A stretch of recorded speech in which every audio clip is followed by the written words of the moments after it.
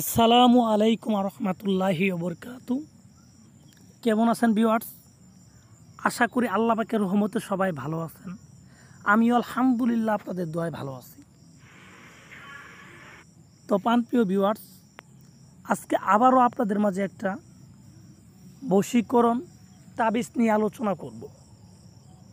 তো কিভাবে একজন মেয়েকে আপনার জন্য পাগল করে দিবেন, আপনার প্রেমে দিওয়ানা করে দিবেন, এরকম একটা তাবিজ নিয়ে আজকে আমি আলোচনা করব এবং এটা আপনাদের আমি সুন্দরভাবে বুঝিয়ে দিব যে কিভাবে প্রয়োগ করলে বশীকরণের তাবিজ কিভাবে প্রয়োগ করলে কাজ হয়। ঠিক আছে, আর বশীকরণ কি আসলে হয় কিনা আজকে আপনার এই তাবিজটা দিয়ে বুঝতে পারবেন। এই তাবিজটার মাধ্যমে আপনি একজন মেয়েকে নিজের বিছানায় আনতে পারবেন। আপনার মনের যে ইচ্ছা আছে, গোপন ইচ্ছা যদি থাকে, সেটা আপনি পূরণ করতে পারবেন এই তাবিজটার মাধ্যমে। আর এই তাবিজটা কাজ করবে অনেক দূরের ব্যক্তি প্লাস কাছের ব্যক্তি। কাছের ব্যক্তিকে তো কাজ করবেই, এবং সেই ব্যক্তি যদি দূরে থাকে, যত দূরে থাকুক না কেন, তাকেও আপনি বশ করে আপনার কাছে আনতে পারবেন। এই তাবিজটা চালান করার পর আপনার ব্যক্তি যদি দূরে থাকে, সে আপনার কাছে আসার জন্য পাগল হয়ে যাবে, মাতোয়ারা হয়ে যাবে। আপনার সাথে কথাবার্তা বলার জন্য সে অস্থির হয়ে পড়বে। আপনার সাথে কথা না বললে সে এক মুহূর্ত স্থির থাকতে পারবে না। এরকম একটা তাবিজ নিয়ে আলোচনা করব। তো এই তাবিজটা কী পরিমাণ শক্তিশালী আমি মুখে বলতে পারবো না, আপনারা কাজ করেন, কাজ করলে বুঝতে পারবেন যে আসলে তাবিজের কতটা শক্তিশালী হতে পারে একটা তাবিজ। এটা আপনাদের প্র্যাকটিক্যালি প্রমাণ আপনারা পেয়ে যাবেন গা, শুধু আপনারা নিজেরাই যদি করেন।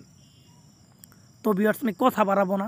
আপনারা যদি এরকম কোনো সমস্যায় থাকেন যে কোনো ব্যক্তিকে বশ করতে হবে আপনার, সে আপনার আয়ত্তের বাইরে গেছে গা, বা আগে তার সাথে আপনার একটা ভালো সম্পর্ক ছিল, এখন যে কারণে হোক সম্পর্কটা নাই, তো আপনি চাচ্ছেন আবার একটা সম্পর্ক স্থাপন করার জন্য, তাহলে কিন্তু আপনি এই তাবিজটা তার জন্যও করে তার সাথে একটা ভালো সম্পর্ক স্থাপন করতে পারেন। তো ভিউয়ার্স, যাদের অভিজ্ঞতা আছে তারা নিজেরাই করেন, আর যাদের অভিজ্ঞতা নাই তারা যদি আমার সাথে যোগাযোগ করতে পারেন, আমি আপনাদের কাজ করে দিতে পারবো, কোনো সমস্যা নেই।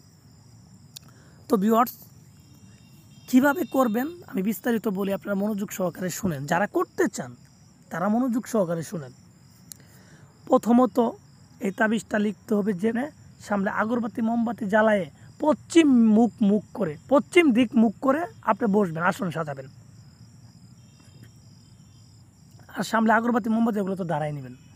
ধরে নেওয়ার পর আপনার এই তাবিজটা লেখার জন্য প্রয়োজন হবে সাদা পাতা। সাদা যে কোনো পাতাতেই এই তাবিজটা লিখতে পারবেন, এবং তার জন্য কালির প্রয়োজন হবে কাম সিঁদুর। কাম সিঁদুরের সাথে গোলাপ জল মিশ্রিত করে একটা কালি বানাবেন।